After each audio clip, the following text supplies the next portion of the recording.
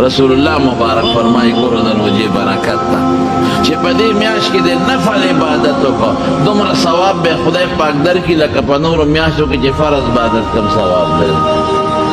فرض خو ډېر قیمتي دي، د نفلو ثواب په فرضو ذکر کوه ثواب ډېر اوچت شو. 2 رکعاته نفل کوه د 2 رکعاته فرضو ثواب، 4 رکعاته نفل کوه د 4 رکعاتو نفلو ثواب. نو دا پکې کوئ. ومن ادى فيه فريضة كان كمن ادى 70 فريضة فيما سواه. او چې فرض عبادت دی وکړه دومره ثواب دی لکه د دې میاشتې نه په علاوه چې په نورو میاشتو کې اویا فرضه کې د سار د 2 رکعاتو فرض څومره ثواب شو لکه په نورو میاشتو کې چې اویا د سار منځونه وکړي. نو د مارونو نفل عبادت ذکر و اذکار تلاوت دی له زور ورکړئ.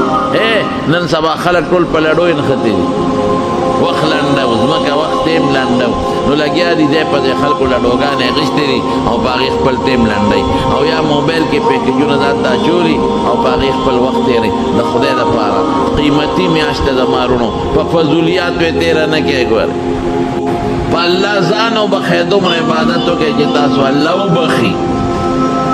قیمتي میاشت ده فضول په لډو کې سري چې 4-5 کسه یو ځای شي او لډو کوي او وخت تېروي. دا څه دومره ګرانې روژې دي، د هغې په ځای د قرآن شریف تلاوت ولې نه کوي، ذکر ولې نه کوي، تسبیح لاس کې لډو نه تسبیح دي کې لډو ښه ده.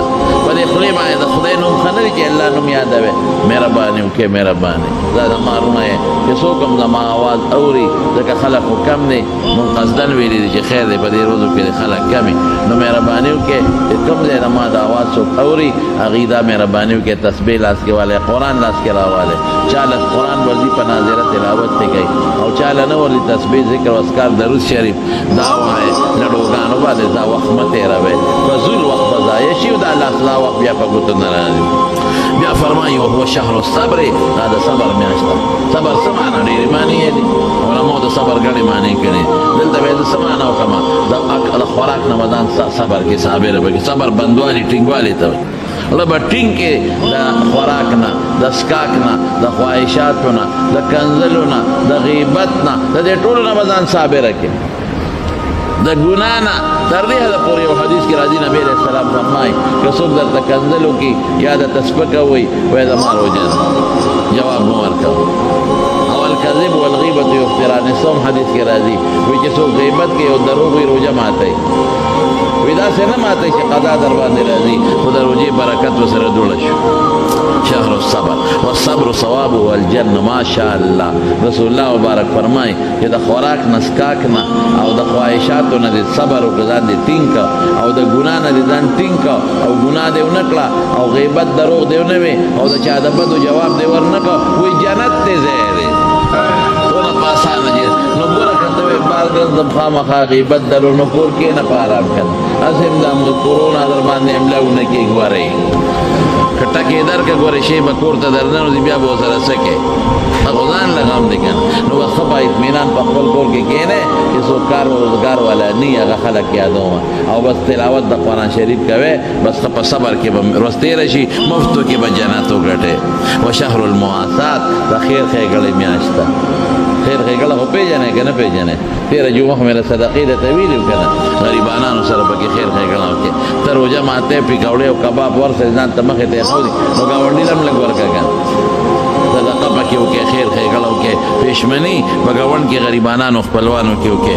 و شهر یزاد فیه رزق المؤمن، دا هغه میاشت چې د مسلمان روزي پکې زیاتېږي. ماشاءالله د مسلمان روزي خدای زیات دی. بل د کجوره ورکړه خدای به د هغې ثواب هم درکړي او روزي به دې زیاته شي. بل د صدقه دې ورکړه نوره به خدای د هغې نه ډبل زیات په زیات به درکوي، روزي پکې زیاتېږي. بیا فرمایي من فطر فيه صائما كان مغفرة لذنوبه وعتق رقبته من النار. هلکه په یو کجوره جنت ګټئ که نه ګټئ؟ تا ته تپوس نو رسول الله مبارک فرمایي چې روژهداري له دې افطاري ورکړه.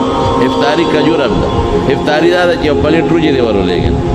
دا ټول چې بسر روژه ماتوي د دې څه فایده ده؟ ګناهونه ټول معاف شو، سټې د اور نه آزاد شو. گناہونا ټول معاف شو، سټ د اور آزاد شو. وکان له مثل اجره من غیر ان ينقص من اجره شیء. دا هغه روژهدار چې څومره ثواب شوی دی د هغه به نه کمیږي او د هغه برابر ستو شو. نه کمیږي د هغه برابر ستو شو. دا کجورې نن سبا خلک پکوړې پخوي، پیاز پکې لګي. هلکه د پکوړې د څه نه جوړېږي؟ پیازو نه، ټماټرو نه او اوړو نه جوړېږي. او دا ولېږي غریبانانو له مالداران کنه کورونو ته ولېږي اوړه والا ولېږي. د هغې چې به څومره روژه ماتئ د هغې به ثواب نه کمیږي. ډېر خلک وایي دا به هغې نه کموم وي زما ثواب د هغه کېږي. نه ستا نه کمیږي. دا هم یو جنجال شته. بچیرجان لور کې کجوره وي نه بیا خو د ما روژه ستا شوه. هلکه ستا روژه بچیرجانه زما نه کېږي. ستا روژه په خپل ځای د یو پوټې د ماشي د وزر برابر نه کمیږي. او چې ستا څومره ثواب یې دومره د ما مشي. بیا فرمایي قالو صحابه سو یو غریبانانو لیس کلنا یجدو ما یفطر الصائم. هر یو سړي سره خو داسې شی نشته چې بل روژه ماتي له ورکړي. غریبانان دي. حضور پاک سے فرمائی فقال یعطي الله هذا الثواب من فطر صائما على تمرة وعلى شربة ماء ومضغة لبن ما شاء الله. وی دا ثواب د هغه چم کېږي چې چاله یو کجوره ورکړي.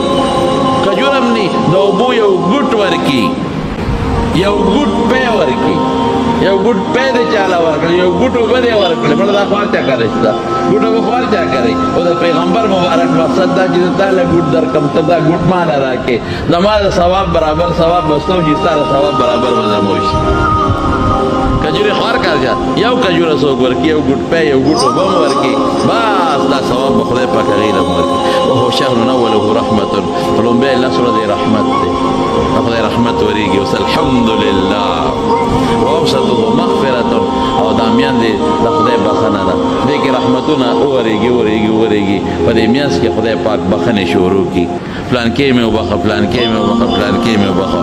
واخر عتق من النار. او چې اخري لس تېرېږي ټول مې د اور نه آزاد کړل.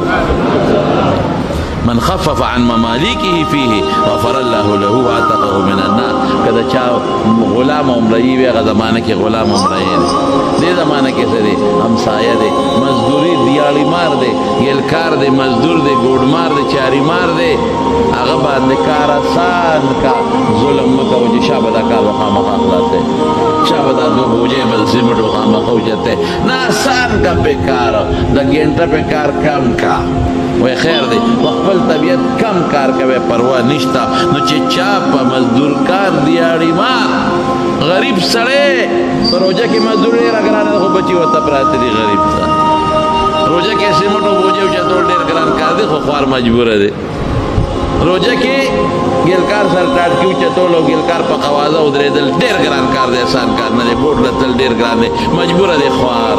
هلته بچي دي، خېټه لري، مریض بیمار لري، نو کمې ورسره وکړه، ګزاره ورسره وکړه. نو چې دا دې وکړل نو الله به د ګناهو باقي سټ برې د اور نه آزاد کړي.